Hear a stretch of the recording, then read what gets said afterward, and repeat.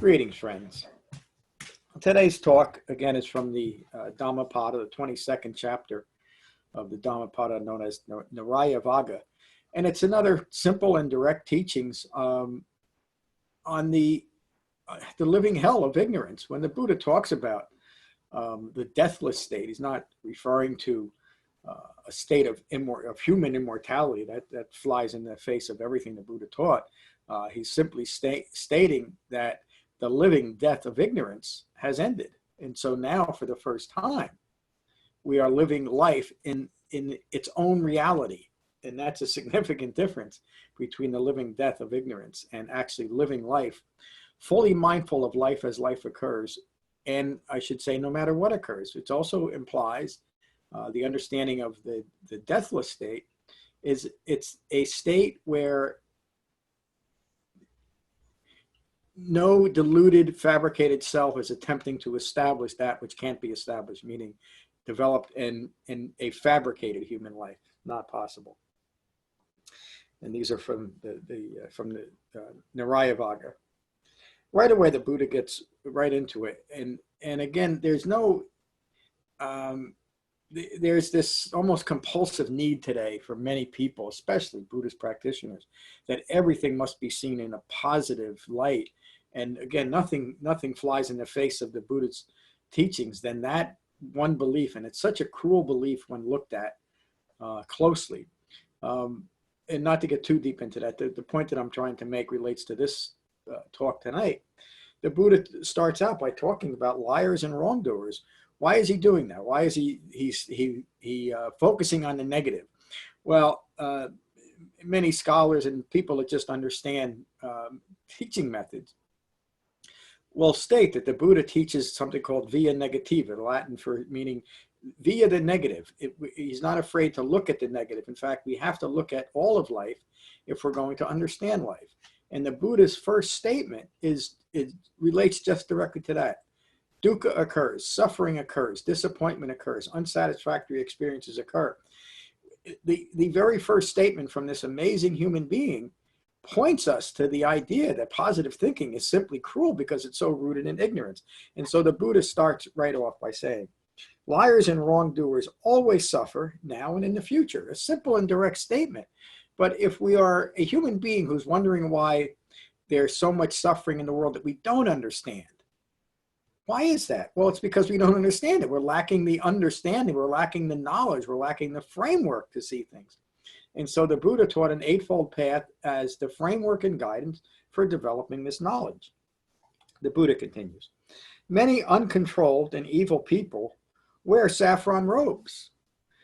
By their deeds, they will continue the living death of ignorance. So the Buddha is saying no matter what outer appearance you want to dress yourself in to prove that you're a Buddhist to others, and maybe even to yourself, to fool yourselves by doing all these the modern rituals and chanting and specific meditation practices and breath meditations.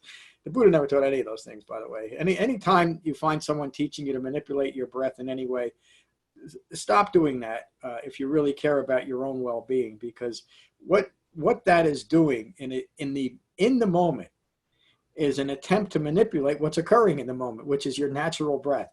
The Buddha taught a way to become completely familiar with our breath, which can only be done by ceasing trying to make it anything other than just the breath in the body. Let me continue with the Buddha's words. And again, that theme of donning Buddhist robes rather than actually developing what the Buddha taught is an underlying theme of this sutta, but also the Buddha's Dhamma. It is better to swallow a red-hot iron ball than to accept alms while living mindlessly and hurtfully. What he's talking about, not just alms, not just a bowl of food or even cash, but even recognition that you're teaching Buddhism. But if you're out teaching Buddhism, but you're not teaching what the Buddha actually taught, that's what the Buddha is referring to. And again, many people today, most Buddhist practitioners will say, well, what's wrong with that? Because everybody's doing it. Isn't it all wonderful? Well, maybe it's all wonderful, but the truth of the matter is, if we really look at what's occurring in modern Buddhism today will realize that all is not wonderful, that many, many people are donning Buddhist robes while they're trying to get under the robes of other people unsuspecting. And what I'm talking about is all the Buddhist scandals that are finally coming to light, but have been around since the beginning of Buddhism in America. And it is just now that it's coming out. There's hardly a Buddhist lineage that is around today that does not have within it a Buddhist scandal or many, many Buddhist scandals. And one of these days I'll give a talk and I'll finish an article on this.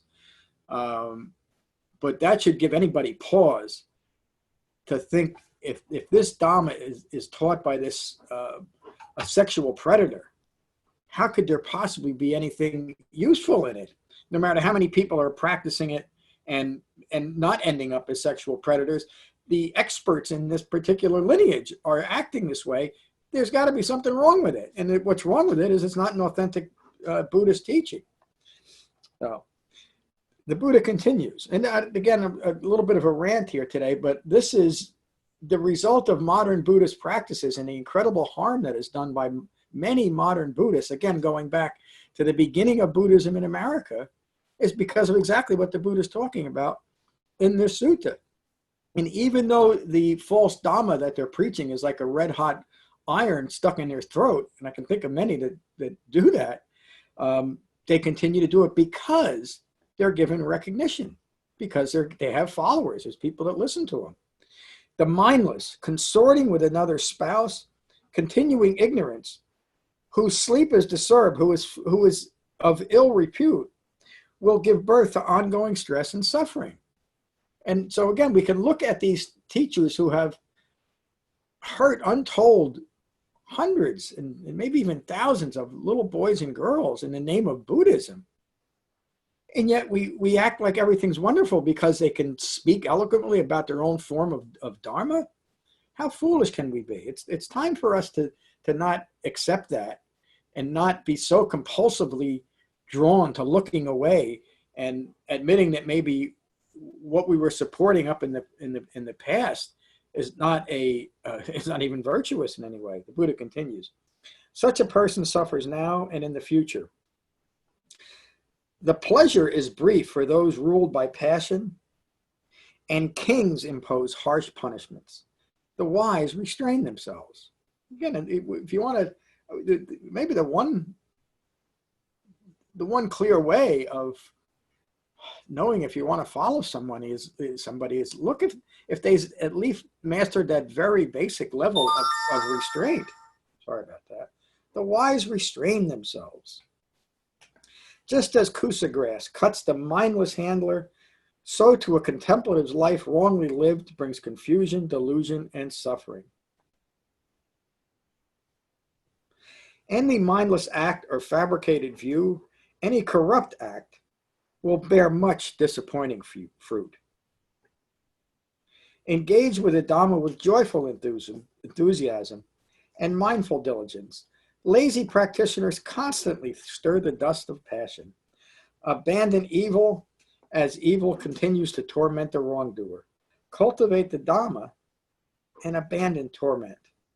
Always guard yourself within and without, just as a border city is well guarded. The opportunity to develop my Dhamma is fleeting.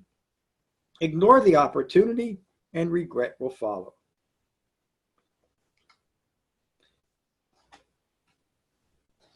The Buddha's Dhamma is practiced by developing wise restraint at the point of contact with phenomena arising and passing away.